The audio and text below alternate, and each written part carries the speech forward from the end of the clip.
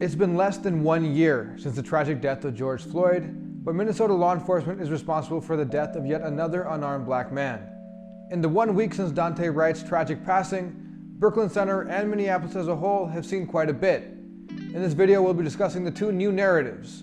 The first is Officer Kim Potter's case, the one who's charged with the death of Daunte Wright. The second is Operation Safety Net and their response to not only the protesters, but to the press as well. Daunte Wright was shot and killed by 26-year BCPD vet Kim Potter on Sunday, April 11th.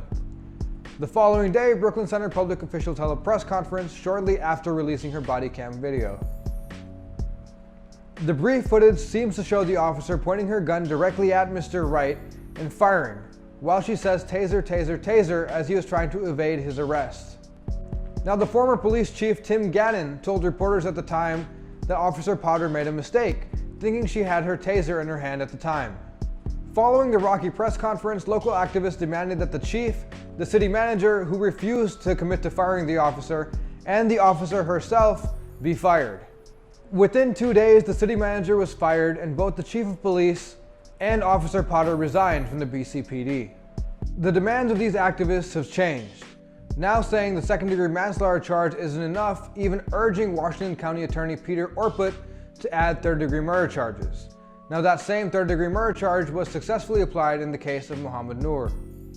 Among the demands of these organizations is the end of Operation Safety Net, the massive law enforcement apparatus that was initially created to provide safety during the trial of Derek Chauvin.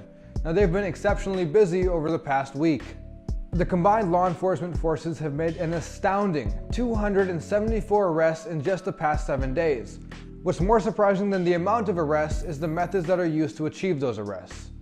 When an unlawful assembly is declared, state troopers wait for an unspecified amount of time before moving in for an aggressive form of apprehension known as kettling. When troopers and other OSN officers arrive on a scene, they're quick to use mace and strong arm anyone in the scene into zip tie handcuffs. And when I say anyone, that includes the press. When I was detained for the first time last week, I happened to be recording. Hands behind your back. Hands behind your back.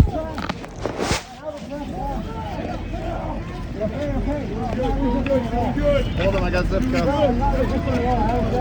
That's on your arm, my man. Take his glove off.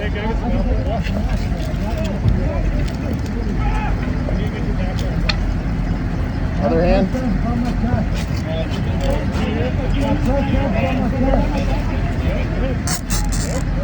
You got your dispersal orders, my man. You got the dispersal orders. Press is giving dispersal orders as well. After 2 more nights of aggressive arrests, injuries, and the destruction of press equipment, federal judge Wilhelmina Wright granted a temporary restraining order against law enforcement, barring them from even threatening to arrest journalists. As activist groups push for heavier charges and the nightly protests at the BCPD continue, the verdict in the Chauvin trial couldn't come soon enough.